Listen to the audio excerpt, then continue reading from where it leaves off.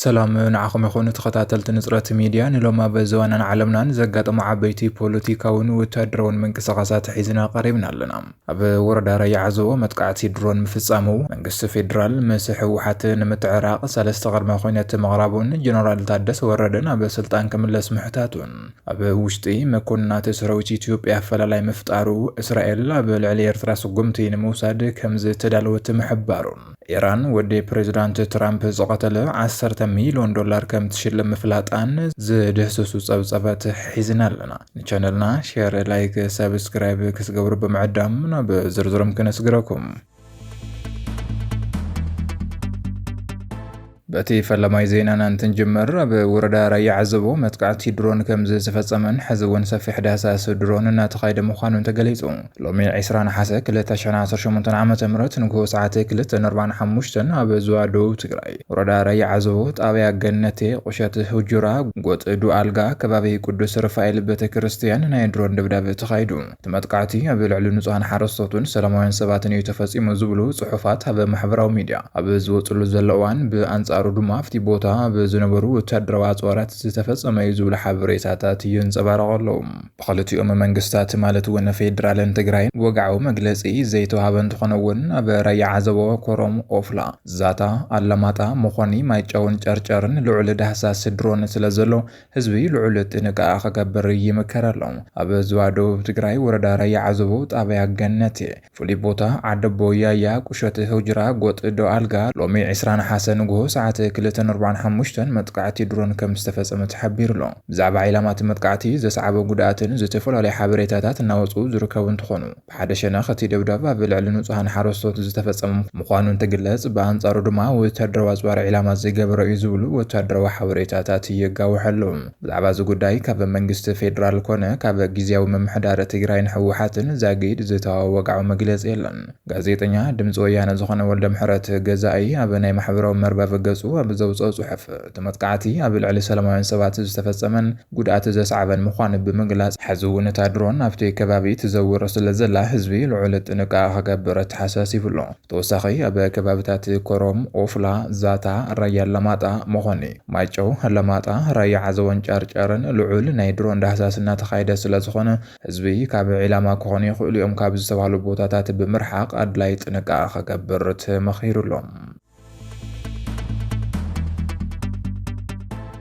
بخالي زينا منغست فيدرال بوليسون غنوبسان جبيلو نحوحات سلسته قدما كنت كم زقربت حبيرو منغست فيدرال مس حوحات كدرادر انتخوينو جنرال تادس وردنا بسلطان كملس كم زلو حبيرو حوحات تمالي مسو اوبوسانجو تراخبو كفصوم زدليوم حمشت قدما كنتات كم زقرب زذكاريو لعلويتو كال حبرت افريكان نبر بريزيدنت نيجيريان اوليسون غنوبسانجو بامريكا حبرت افريكان حبرت اوروبان بزدقف ناي سلام فتنه مقالب بمتاو مس دكتور دبرصيون ገብረ ሚካኤል መዝረራዊ ዝካር መንግስት ፌደራል ውን እንደረደር ዝኾኑ ሰለስተ ቅድመ ኾነታት ዘቅረበን ተኾን ጀነራል ታደሰ ወረደን ኣብ ስልጣኑ ክምለስ ሕወሓት ምስ ፋኖን ኤርትራን ካልኦትን ዝመስረቱ ሕብረት ጽምዶ ተጠው ከብል ከምውን በዲዲአር መሰረት ዕጥቂ ክፈትሕ ሓቲትሎ ብሸነኸ ሕወሓት ውን ወልቃይትን ራያን ናብ ትግራይ ክምለሱ ወተደራዊ መንቀሳቀስ ፌደራል ደው ክብልን ናይ ኢኮኖሚ እገዳ ክልዓልን ዝብሉ ቅድመ ኩነታት መቅረቡ መጽብጻብ ናይ ዝከር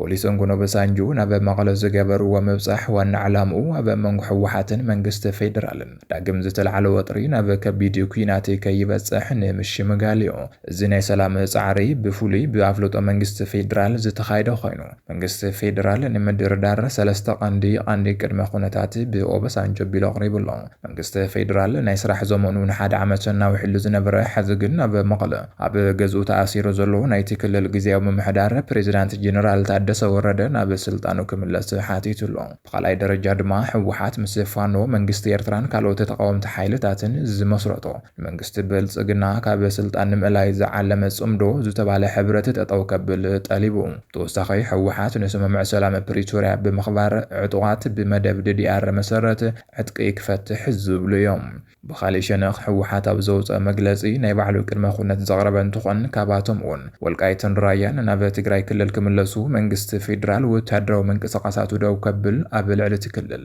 ዝነበረ ናይ ኢኮኖሚ እገዳ ክለዓል ዝብሉ ይርከብዎም። ኤምባሲ ኣሜሪካ ብማሕበራዊ መርበቡ ኣብ ዝዘርግሖ ሓበሬታ እዚ ናይ ኦባሳንጆ ናይ ሰላም ጥምረት ብኣሜሪካን ካልኦት ሃገራዊ ትካላትን ሙሉእ ደገፍ ዘለዎ ምዃኑ ኣረጋጊጹሎም። ኣብ ውሽጢ ሰበስልጣን ስርዓት ብልጽግና ወታደራውን መኮንናት ኢትዮጵያን ዓሚቆ መግምማዕ ምፍጣሩ ተገሊጹ። ስርዓት ብልጽግና ብውሽጢ ሓይሊ ሰራዊትን ወታደራዊ መኮንናቱን ብዝተፈጠረ ናይ እምነት ቅልውላው ተጋሩን ኣምሓሮን ድሮን ኮነ ስትራቴጂካዊ ጾራት ከይሕዝ ብምባል ወጥሪ ኣብ ዘለሉ ብሄራዊ ፍርሓት ወዲቑ ይርከብ።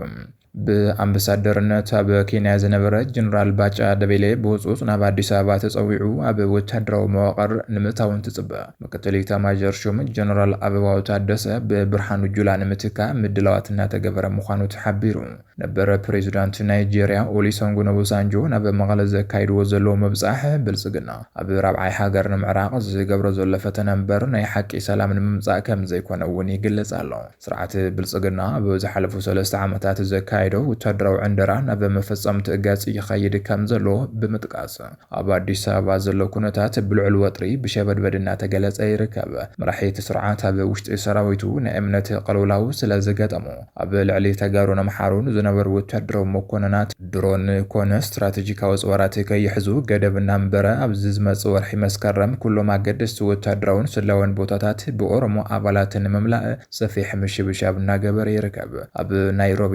ብኣምባሳደርነት ተሸይሙ ዝነበረ ጀነራል ባጫ ደበሌ ብውጹጽ ናብ አዲስ አበባ ተጸዊዑ ኣብ ወታደራዊ መዋቕር ከኣትዩ። ብተወሳኺ እውን ካብ ስርዓት ብልጽግና እምነት ክረክብ ተጸጊሙ ዘሎ ምክትል ኢታማዦር ሹም ጀነራል አበባው ታደሰ ኣብዚ ቀረባ እዋን ብትእዛዝ ጀነራል ብርሃኑ ጁላ ንምትካእ ምድላዋት እናተገበረ ከም ዝኾነ ተገሊጹ። ብተወሳኺ እውን እቲ ስርዓት ካብ IMF ዝረኸቦ ገንዘብ ንዲፕሎማስያታት ምዕዳግ እናተጠቐመሉ ምዃኑን ሕብራት ኤምሬት ዓረብ ኣብ ወሽመጥ ዓረብ ምስ ዘሎ ወጥሪ ተተሓሒዙ ኣብ ቀይሕ ባሕርን ቀርኒ ኣፍሪካን ካልእ ቅልውላው ንምፍጣር ንስርዓት ብልጽግና መምርሒ ኣመሓላሊፉሎ ብምባል እቲ ዜና የመልክት።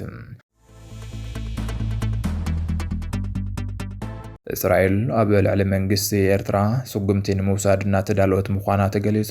መንግስቲ ኤርትራ ንዕጡቓት ሑቲ የመን ደገፍ እናገበረ ምህላውን ኣባላት ሑቲ ኣብ ጎደናታት ኣስመራ ብግልጺ ምርኣዩ መንስዒቡ ኤርትራ ናይ እስራኤል ቀጥታዊ ናይ ጸጥታ ስጋትን ናይ ትኹረት ማእኸልን ኮይና ኣላ። እስራኤል ብትካለ ስለያ ምውሳድ ኣቢላ ኣብ ልዕሊ መራሕትን መዋቕርን ሻዕብያ ዝዓለመ ፍሉይ ስምሪትን ስጉምትን ምድላዋት ኣጠናቒቓ ኣላ። ካብ መንግስቲ ኤርትራ ናይ ፖለቲካ ገንዘብን ኣጽዋርን ደገፍ ይረኽቡ ዝነበሩ ሓይልታት ጽምዶ ናይ ስፖንሰሮም ህልውና ብሓደጋ ብምውዳቑ ዝግበረሎም ዝነበረ ደገፍ ሙሉእ ብሙሉእ ተቋሪጹ ኣብ ጸገም ወዲቖም ከም ዘለዉ እውን ተገሊጹ። መንግስቲ ኤርትራ ንዕጡቓት ሑቲ የመን ናይ ፖለቲካን ወታደራዊ ደገፍ እናገበረ ምህላውን ኣባላት ሑቲ ኣብ ጎደናታት ኣስመራ ብግልጽ ክንቀሳቐሱ ምርኣዩ ምስዒቡ ኤርትራ ናይ እስራኤል ቀጥታ ናይ ጸጥታ ስጋትን ናይ ትኹረት ማእኸልን ኮይና ኣላ። ብመሰረት ዝወፁ ሓበሬታታት ድማ እስራኤል ብትካል ስለያ ምውሳድ ኣቢላ ኣብ ልዕሊ መራሕቲ ሻዕብያን መዋቕራቱን ዝዓለመ ፍሉይ ስምሪትን ስጉምትን ንምውሳድ ምድላዋት ኣጠናቒቓ ኣላ። ብኻልእ ሸነኽ ካብ መንግስቲ ኤርትራ ናይ ፖለቲካ ገንዘብን ወታደራዊ ኣጽዋርን ደገፍ ክረኽቡ ዝነበሩ ሓይልታት ጽምዶ ናይቲ ቀንዲ ደጋፊኦም ህልውና ብከቢድ ሓደጋ ብምውዳቑ ምኽንያት ዝግበረሎም ዝነበረ ደገፍ ሙሉእ ብምሉእ ብምቁራጹ ኣብ ከቢድ ሓደጋን ጸገምን ወዲቖም ከም ዘለዉ ተሓቢሩሎም። ኣብ መወዳእታ ኢራን ንወዲ ፕሬዚዳንት ዶናልድ ትራምፕ ንምቕታል ናይ $10 ሚልዮን ሽልማት ከም ዘቕረበት ተሓቢሩ። ኣብ መንግስታዊ ቴሌቪዥን ኢራን ንወዲ ዶናልድ ትራምፕ ዝኾነ ባሮን ትራምፕ ዝከታተልን ዝቐትሎን $10 ሚልዮን ዓስቢ ከም ዝወሃብ ዝገልጽ ናይ 3 ደቂቓ ቪድዮ ምዝርግሓ ተገሊጾም። ትካል ምስጢራዊ ኣገልግሎት ኣሜሪካ ሴክሬት ሰርቪስ ብዛዕባ እቲ ቪድዮ ሓበሬታ ከም ዘለዎን ኣብ ልዕሊ ቤተሰብ ትራምፕ ዘቕንዐ ስጋት ብትኹረት እናመርመረ ምህላውን ኣፍሊጡ። ኣብ መንግስታዊ ቴሌቪዥን ኢራን ንወዲ ፕሬዚዳንት ኣሜሪካ ዶናልድ ትራምፕ ዝኾነ ባሮን ትራምፕ ንምቕታል ዝተዳለወ ሽርሒ ዘርኢ ቪድዮ መቀልሑ ስዒቡ ናይ ኣሜሪካ ምስጢራዊ ኣገልግሎት ነቲ ጉዳይ እናመርመሮ ይርከብ። እቲ ከባቢ 3 ደቂቓ ዝኸውን ቪድዮ ንባሮን ትራምፕ እናተኸታተለ ከም ዝርከብ ዘርኢ ኮይኑ ንዕኡ ንዝቐተለ ሰብ ናይ $10 ሚልዮን